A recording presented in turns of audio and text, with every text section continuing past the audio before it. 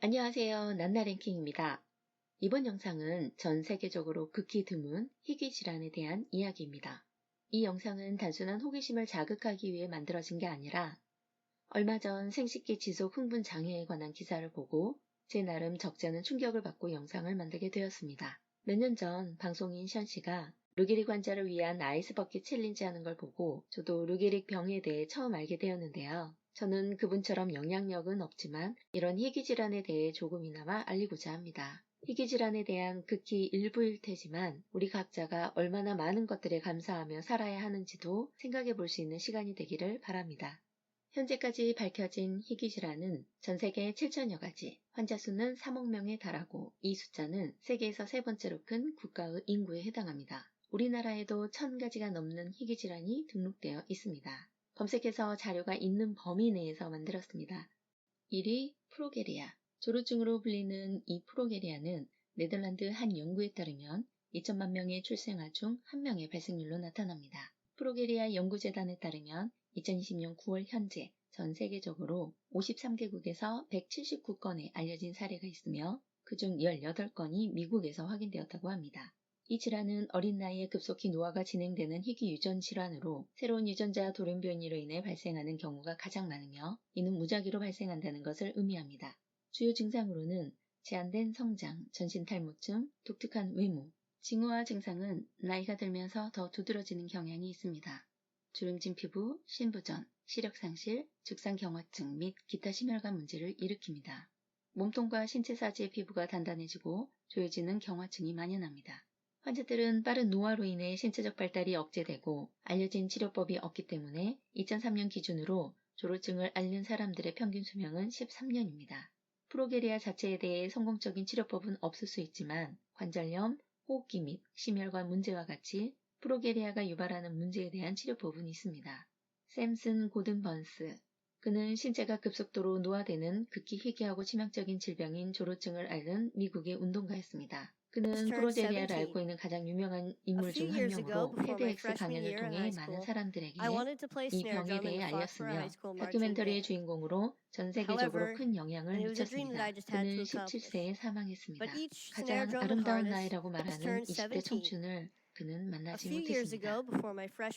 2위 생식기 지속 흥분장애 PGAD. 원래 지속성 성적 각성 증후군이라고 불리며 PGAD의 원인을 모르지만 신경학적, 혈관적, 양리학적, 심리적 원인이 있을 것으로 추정합니다. 이 질환은 성적 흥분 상태가 지속적으로 유지되는 상태로 통제 불가능한 성적 충동을 유발합니다. 이는 환자에게 극심한 스트레스와 사회적 고립을 초래할 수 있습니다. 미국 뉴욕 포스트 등 외신에 따르면 미국에 사는 스칼렛 케이틀린 웰리는 생식기 지속 흥분 장애를 앓고 있었습니다. 이 병은 성적 자극이 없어도 비정상적인 성적 흥분을 느끼고 생식기 통증이 나타납니다. 과잉 성욕, 성중독 상태와는 다른 병으로 이로 인해 기능적 이상이나 다른 신체적 장애가 생기진 않지만 당사자에겐 매우 큰 고통이 됩니다. 그녀는 6살 때부터 PGAD 증상을 겪었다 하고 이후 15년간 통증이 없는 날은 손에 꼽을 정도였다고 합니다. 피부 밑에서 벌레가 불타는 것 같이 화끈거린다며 내 의지와 상관없이 흥분하게 되고 신경통증도 나타난다고 말했습니다. 그녀는 증상이 나타날지 모른다는 불안감 때문에 친구를 사귀는 것에도 어려움을 겪었고 사람들과 오래 어울리지도 못했다고 하는데요. 일을 하거나 공부조차 하기 어려운 삶을 보냈다고 합니다. 그녀는 시간이 흐를수록 증상은 낫지 않고 심각해질 뿐이었다며 결국 18살에 더 이상 숨길 수 없어 부모님에게 고백했다고 합니다. 2024년 2월 브라질의 모델도 PGAD 증상을 겪고 있다며 고통을 호소했는데요. 그녀는 하루에 약 100번씩 오르가즘을 느끼며 그게 그리 유쾌한 것이 아니라 너무 괴롭고 고통스럽다고 이야기했습니다. 체육관에서 운동을 할 때나 차 안에 있을 때, 공원을 산책할 때, 심지어 치과 치료를 받고 있는 중에도 오르가즘을 느낀다고 말했습니다. 하지만 하루에 100번씩 절정에 오른다는 느낌은 유쾌한 것이 아니라 오히려 괴롭고 고통스럽다며 일상생활을 이어갈 수 없을 지경이라고 전했습니다. 이로 인해 그녀 또한 외출을 두려워했고 사람들을 만나는 것을 꺼리게 된다고 말했는데요. 성기능 장애의 일종인 PGAD는 지난 2001년 처음 학계에 보고된 희귀병입니다. 해당 질환을 겪는 여성들은 작은 자극에도 오르가즘을 느끼며 적게는 몇 시간에서 길게는 며칠까지 증상이 지속됩니다.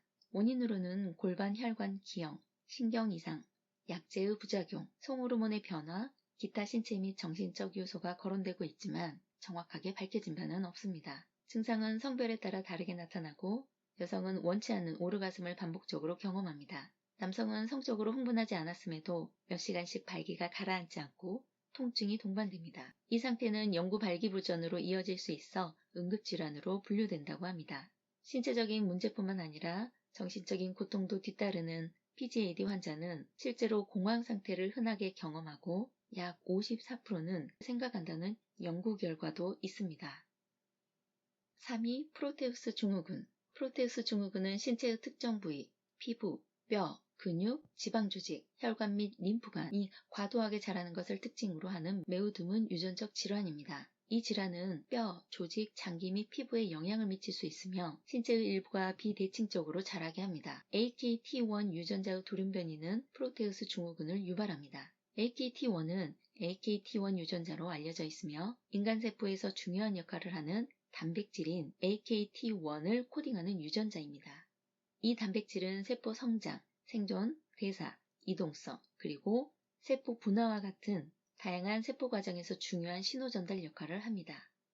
전 세계적으로 200건이 넘는 사례만 확인되었으며 현재 약 120명이 이 질환을 갖고 있는 것으로 추정됩니다.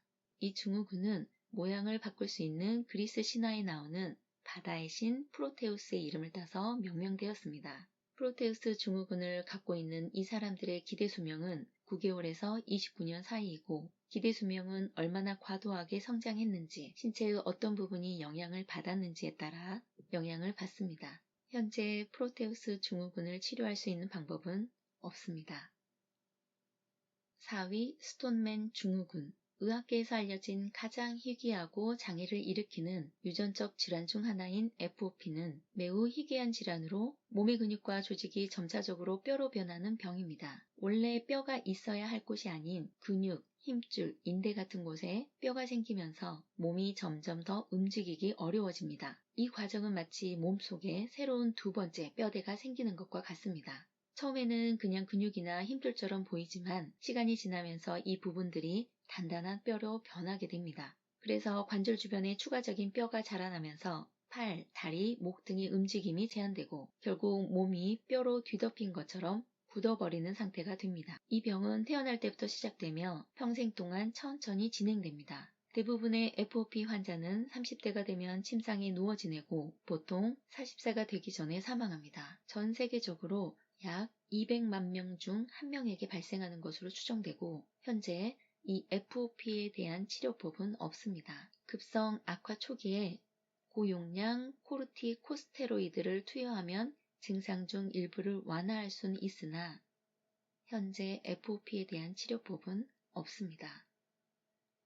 5위 트레처 콜린스 증후군. 이 증후군은 얼굴 기형을 유발하는 유전 질환으로 얼굴의 뼈와 조직 발달에 영향을 미칩니다. 소치올림픽 금메달리스트 아델리나 소트니코바의 동생도 트리처 콜린스 증후군을 앓고 있다고 밝힌 적이 있습니다. 그녀의 동생 마샤는 태어났을 때부터 트리처 콜린스 증후군이라는 병으로 투병 중이었고 대단히 민감한 질병이라고 밝혔습니다. 그녀가 공식적인 자리에서 자신의 가족에 대해 이야기한 것은 그때가 처음이었는데요. 그녀에 따르면 막대한 치료비의 부담에 시달린 그의 가족은 한때 동생을 포기할 생각도 했다고 합니다. 하지만 가족들은 힘을 합쳐 동생의 인생을 지켜내기로 약속했고 그녀가 세계적인 피겨 선수로 자라나면서 동생의 치료비와 수술비를 감당할 수 있게 됐다는 것인데요. 올림픽 우승을 통해 얻은 내 수입 중 일부는 코치에게 지불하는 돈을 제외하고 대부분 나의 동생에게 쓰고 있다고 밝혔습니다. 수술을 받으면서 그녀의 동생은 많이 좋아졌지만 여전히 수술은 끝나지 않았고 아직 동생이 크고 있기 때문에 지속적인 수술과 비용이 발생한다는 점을 언급했습니다. 이 증후군은 완치가 사실상 불가능한 데다 환자의 몸이 성장하는 동안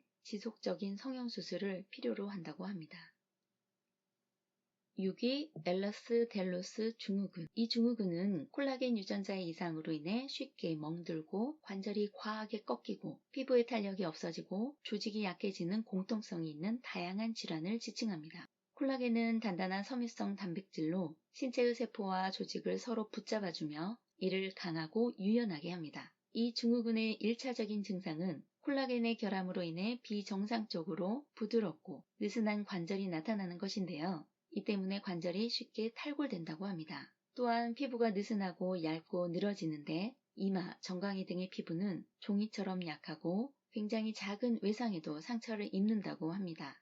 피부 혈관, 다른 신체의 조직과 막도 약해지고 심장질환, 혈관질환이 동반되기도 합니다. 지금까지 이 증후군 치료에 효과가 인정된 약물은 없다고 하는데요. 비타민C가 조직에 도움을 주지만 이 질환에 효과를 보이는 것은 또 아니라고 합니다. 그러나 특별히 몸에 해롭지 않기 때문에 비타민C를 충분히 섭취하도록 권장하기도 하고요. 무엇보다도 치명적인 질환인 혈관 파열, 심장 판막 이상 등을 조기에 발견하기 위해 정기적인 초음파를 시행해야 하고 또한 외상으로부터 피부를 보호하기 위한 대책을 반드시 세워야 한다고 합니다.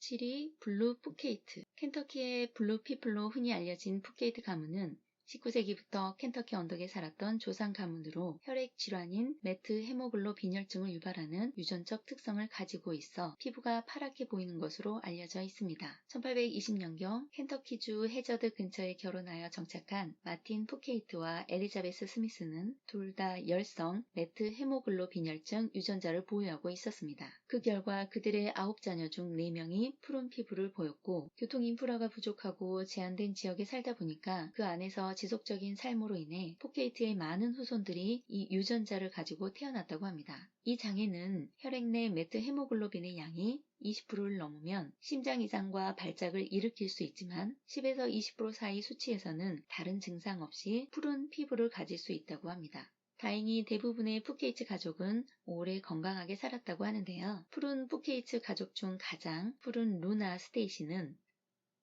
13명의 자녀를 두었고 84세까지 살았다고 합니다. 추후 혈액학자 메디슨 카와인터 서드에 의해 메틸렌 블루 치료를 받고 증상이 더 완화됐고 피부의 푸른색이 줄어들었다고 합니다. 푸른 피부가 생기는 주요 원인이 매트 헤모글로빈혈증과 아르기리아 두 가지인데요. 오래전 카라스는 1990년대 초까지 피부가 희고 주근깨가 있었습니다. 그는 부비동, 피부염, 기타 문제를 치료하려고 시도하면서 수제 염화은 콜로이드를 복용하고 콜로이드 은 용액을 얼굴에 문지르기 시작한 후 그의 피부가 파랗게 변했습니다. 2008년 카라스는 투데이에 출연한 후 유명해졌습니다. 아르기리아는 은에 장기간 노출되어 발생하는 드문 질환으로 대개는 은 화합물을 섭취하거나 국소적으로 바르는 경우에 발생합니다. 이로 인해 피부가 푸르스름하거나 은빛 색조를 띠게 되는데요. 이 질환은 콜로이드 은 제품의 오용으로 인해 더 흔히 관찰된다고 합니다.